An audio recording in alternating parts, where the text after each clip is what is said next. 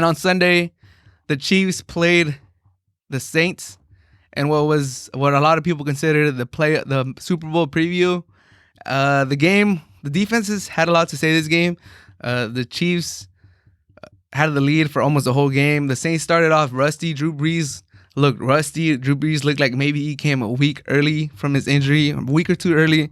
Like, I get it. You were trying to play the Chiefs, the Super Bowl champions. You were trying to see how good your team is. But Drew Brees looked rusty. He was like around 50% accuracy on his throws, like percentage-wise. He started like 0 for 5 at the beginning of the game. That was like a reoccurring thing that the announcers were saying. Oh, Drew Brees has never missed his first 5 throws in a game ever.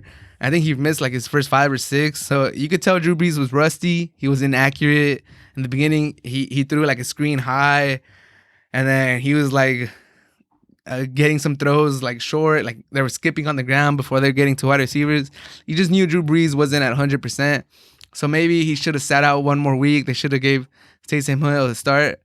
But, I mean, Drew Brees is a competitor. I know he wants to be out there. I know he wants to show that he still got it, that he's good enough. And especially against the Chiefs. The Chiefs are the class of the NFL. And that's you want to play those games. You want to play those games against the elite competition. And for the Saints, they didn't have Michael Thomas. Drew Brees was rusty, and they still were in the game. The final score was 32-29. So I guess if you're the Saints, you can look at it like glass half full. Like, we didn't have Michael Thomas. Drew Brees was rusty, and we were still kind of there at the end of the game. But that was a great defensive performance by the Saints. They held Hill and Kelsey for 121 yards combined. So can they replicate that? I don't know. We'll see if they match up in the Super Bowl. But if you're a Saints fan, you must be frustrated right now because it seems like you can't get Drew Brees and Michael Thomas healthy on the field at the same time. I know Michael Thomas has had this lingering injury since the beginning of the season, and then Drew Brees got hurt, and in the games that Michael Thomas came back. So it just seems like the Saints offense hasn't fully hit all their gears yet. Like, you've never had Michael Thomas, Brees, and Kamara playing like at their 100% throughout the season. So maybe Michael Thomas being an IR is what they need. Like, let's get him healthy, get Kamara healthy. Hopefully Drew Brees, by the time the playoffs comes around, he's in form, his ribs are fully healed, and then we'll see if the Saints can make a playoff run, because they do have the defense, and the offense will get there, I believe. And I like what I saw in the defense against the Chiefs. The Chiefs have the most high-powered offense. In my opinion, they could put 50 on anybody if they really wanted to. But some positives to take away from the Saints. I mean, you were close. You were in there. Like I said, Drew Brees was inaccurate. He started like 0 for 5 in the beginning. He's never done that. And he was still in the game. So some positives to take away from the Saints. You have a good team. I could see the Saints making it to the Super Bowl. I could see them also not making it to the Super Bowl. The NFC teams they're so close together, in my opinion. Like the Packers, the Saints, the Rams, the Seahawks. I feel like every one of these teams has had a hiccup throughout the season. Whether it was the Packers against the Bucs, or the Saints against the Eagles, or the Seahawks. They didn't look that good against the Jets. I mean, they did look good against the Jets. Against Washington, they didn't look that good. They've had some stinkers earlier in the season. It doesn't seem like any NFC team is pulling away from the rest. So we'll see how far the Saints could go. My question is, what is the ceiling for the Saints with the healthy Brees and a healthy Michael Thomas? Can they get to the Super Bowl? That's one of my questions. As far as the Chiefs, they look good. They kind of struggled on offense. I feel like they should have blown this game out, but credit to the Saints defense. Patrick Mahomes and the Chiefs do enough to win. It seems like that's the reoccurring theme of the Chiefs season this year.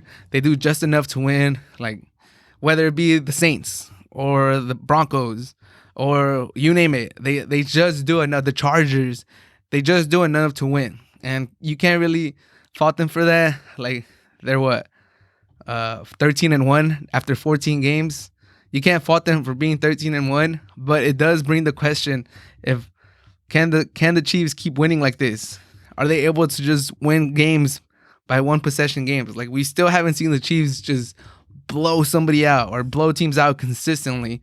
Like, back-to-back weekends, just establish their dominance and send a message to the NFL. I mean, they keep winning and they always keep it close.